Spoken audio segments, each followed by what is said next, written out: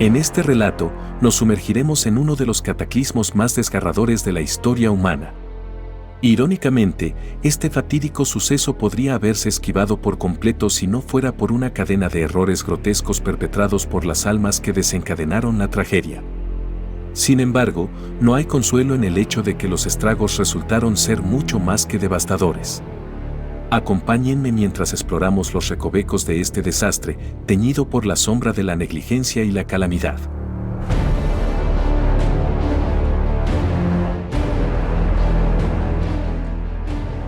A principios de la década de 1900, los trenes transportaban pasajeros y carga a través de partes del noroeste del Pacífico que habían sido casi intransitables solo unos años antes.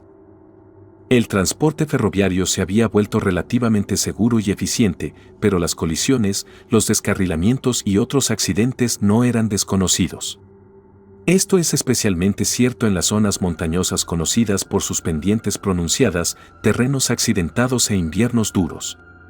Condiciones como estas son esperadas y planificadas en el noroeste del Pacífico, pero a principios de 1910, una tormenta invernal de proporciones casi bíblicas provocó los peores desastres en la historia de Estados Unidos.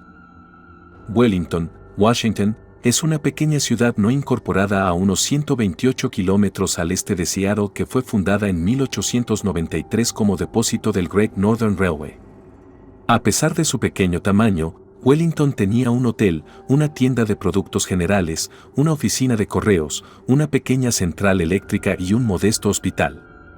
Wellington también se encuentra a unos 1.219 metros sobre el nivel del mar y se ve afectado regularmente por algunos de los climas más duros de la región, pero a pesar de esto, en realidad es una de las únicas rutas transitables a través de esa área de las montañas Cascadas.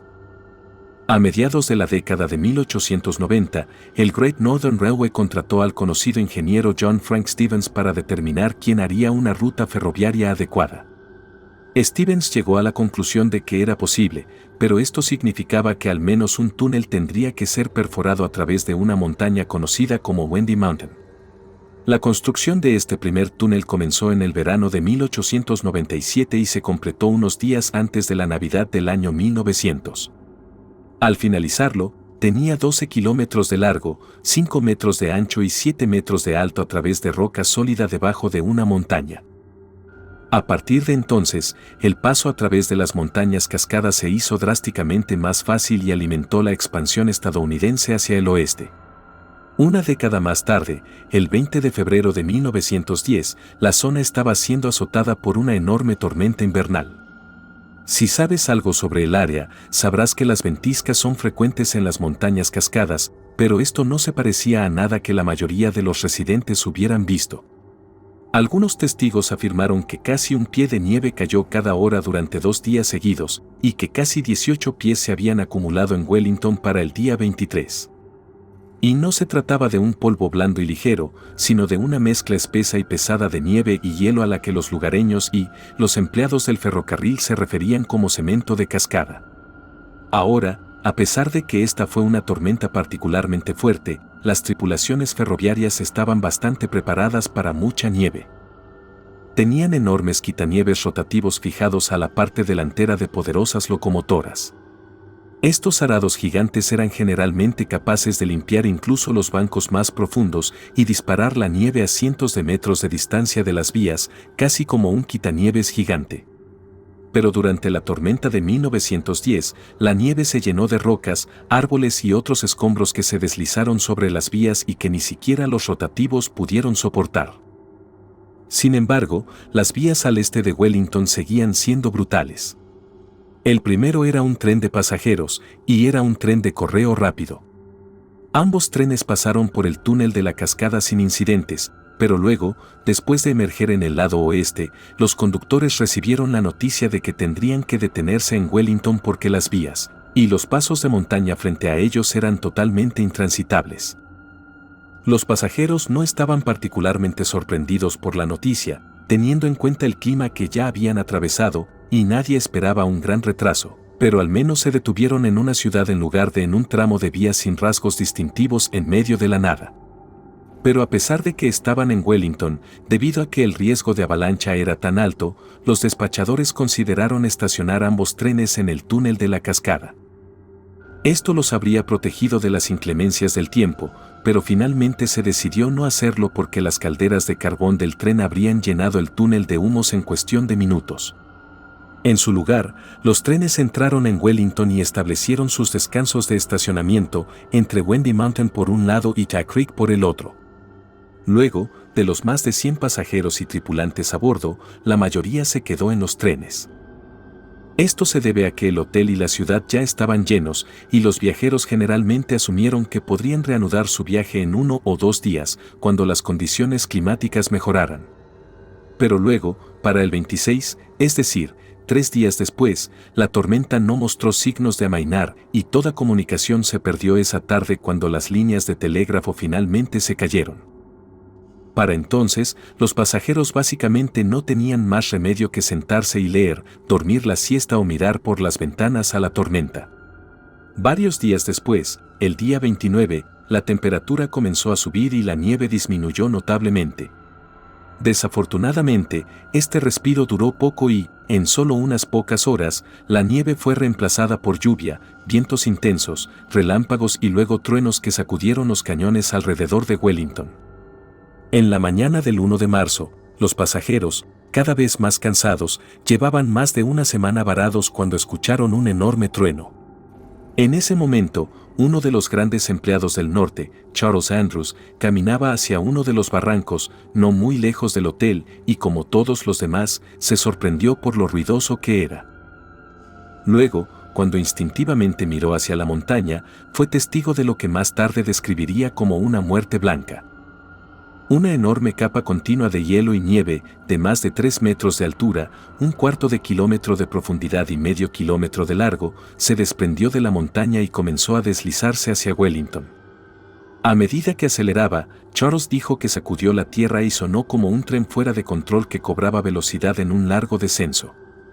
Y lo que es aún más horrible, mezclado con el rugido de la avalancha, podía oír los sonidos de las rocas cortando, rompiendo los árboles y, finalmente, el acero retorciéndose cuando la enorme nieve se estrellaba contra los trenes aparcados. Afortunadamente, la peor parte de la avalancha no llegó al hotel, pero los 2 trenes fueron inmediatamente arrancados 30 metros por el barranco hacia Tack Creek como si no tuvieran peso. En el interior, los pasajeros y empleados fueron lanzados por los aires y, algunos incluso fueron expulsados a través de las ventanas abiertas en el descenso. Cuando los trenes se detuvieron y para cuando la nube de nieve se disipó, muchos de los vagones estaban cubiertos por hasta 12 metros de nieve. Casi de inmediato, la gente de la ciudad y los empleados del ferrocarril corrieron hacia el arroyo para ver si alguien había sobrevivido, pero primero tuvieron que despejar los pasillos a través de la nieve para llegar a los trenes parcialmente enterrados. Luego pasarían las siguientes 3 horas en una línea directa de avalanchas secundarias rescatando a tantas personas como pudieran, pero al final, solo 23 pasajeros seguían vivos para ser rescatados. Debido a que las líneas de telégrafo seguían caídas, no tenían forma de solicitar ayuda a ninguna otra ciudad. Eventualmente, un huésped del hotel se ofreció como voluntario para caminar hasta la ciudad de Scenic, a casi 11 kilómetros de distancia, para entregar el mensaje en persona. Una vez que el hombre llegó allí, se envió un quitanieves rotativo de repuesto a Wellington, pero luego sus 20 miembros de la tripulación también murieron cuando se descarriló por una avalancha en el camino. Luego, lamentablemente, otros 41 empleados ferroviarios canadienses murieron solo 3 días después durante un incidente similar en Rogers Pass, Columbia Británica, a unos 700 kilómetros al norte. Al final, las avalanchas provocaron la pérdida de 96 personas, incluidos 35 pasajeros y 61 empleados ferroviarios. Una vez que el clima se despejó, los sobrevivientes de Wellington finalmente fueron enviados a la cercana Wenatchee, y para entonces la tragedia se había convertido en noticia de primera plana en todo Estados Unidos y Canadá. En los días posteriores al incidente, docenas de personas que no lograron sobrevivir fueron atadas a toboganes y arrastradas a través de los estrechos cañones para finalmente transportarlas a las ciudades cercanas de Everett y Seattle. Después de la avalancha, ningún tren cruzaría Stevens Pass hasta que se retirara la nieve y se repararan las vías más de 3 semanas después, y debido al invierno excepcionalmente malo de ese año, las últimas personas no se recuperaron hasta julio, 5 meses después del incidente. El invierno de 1910 fue uno de los peores en la historia de Washington, pero el gran volumen de nieve no fue la única causa de las avalanchas. Otro factor importante fue que muchas de las laderas de las montañas estaban casi sin árboles, ya que habían sido afectadas por incendios forestales y taladas por empresas forestales durante los veranos anteriores. Esto creó superficies relativamente lisas y libres de obstrucciones en áreas ya propensas a avalanchas. Cuando también ocurrió el incidente, los truenos a menudo se citaron como uno de los principales contribuyentes a la avalancha, pero en estos días los expertos no se ponen de acuerdo sobre si los truenos por sí solos pueden desencadenar una avalancha. Pero de cualquier manera, a partir de varios relatos de primera mano, está claro que hubo un gran trueno justo antes de que comenzara la avalancha. Varios meses después, en octubre del mismo año, el Great Northern Railway comenzó un proyecto de varios años para construir docenas de cobertizos de nieve de hormigón a lo largo de partes particularmente susceptibles de la vía entre Wellington y Scenic. Más tarde ese mes, la compañía cambió el nombre de la ciudad de Wellington a Taí en un esfuerzo por distanciarse del incidente. Sin embargo, hubo otro incidente solo 6 años después, a finales de enero de 1916. Esta vez, 8 pasajeros de Great Northern murieron mientras viajaban cuando otra avalancha de montaña ventosa empujó el tren fuera de las vías y por un barranco de 30 metros. Finalmente, la ciudad de Taí fue abandonada en 1929 cuando un segundo túnel en cascada, que no pasaba por la ciudad, entró en funcionamiento. Hoy en día es una atracción popular para los excursionistas locales y los entusiastas de la historia, y uno de los cobertizos de nieve originales sigue abandonado allí hasta el día de hoy. Gracias por sumergirte con nosotros en este fascinante mundo de los accidentes intrigantes. Si te has maravillado con estas historias y descubrimientos, no olvides suscribirte y activar las notificaciones para no perderte ni un solo detalle. Nos vemos en el próximo episodio para seguir explorando juntos este asombroso universo de sucesos inesperados.